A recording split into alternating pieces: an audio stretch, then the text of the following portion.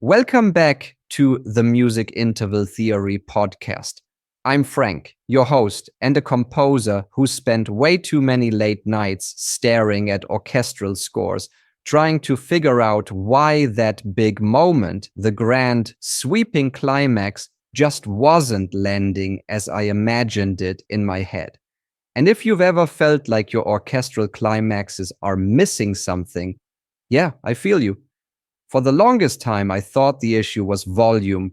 I'd crank everything to fortissimo, add more brass, double the violins, stack those octaves, hit the cymbals, you name it. But no matter how loud it got, it still felt flat, unconvincing, like I was yelling without actually saying something meaningful. And here's the truth that took me longer than I'd like to admit. It wasn't a volume issue, it was orchestration. See, going from a whispering pianissimo to a blasting fortissimo without real preparation feels unearned. It's like walking into a movie during the final scene. You're missing the build-up. And your audience? They might not be able to explain it in theoretical terms, but they feel it instantly. The ears are smarter than we give them credit for. So what's really happening when a climax works? It's not just louder, it's wider, it's more alive. And that magic comes from the way you evolve your orchestration, layer by layer, register by register, interval by interval. Let's unpack that a little. Think of your orchestration like a set of gears. When you move from a soft passage to a huge climax, you don't just slam on the gas. You change gears, subtly at first, and then more boldly. You start shifting intervals. Maybe in the soft section, you've got narrow intervals, seconds, maybe thirds, played in the mid-range. But as the tension builds, you stretch things out. You move into open fourths, fifths, maybe even stacked intervals across multiple octaves. The sound opens up. And this is key. It's not just about getting louder, it's about increasing contrast. That contrast is what makes the climax feel earned. This is what gives your music shape. Like climbing a mountain. You feel the height because of the valley you came from. One trick I like to use is working from the bottom up. In the softer sections, I keep the bass register light or even empty.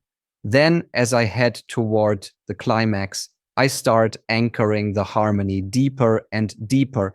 Add a bass trombone, bring in contrabassoon, reinforce the bottom with cellos and basses in octaves. And then, boom. When the brass finally enters in full glory, it's not just loud, it's grounded. It has weight. And don't even get me started on percussion.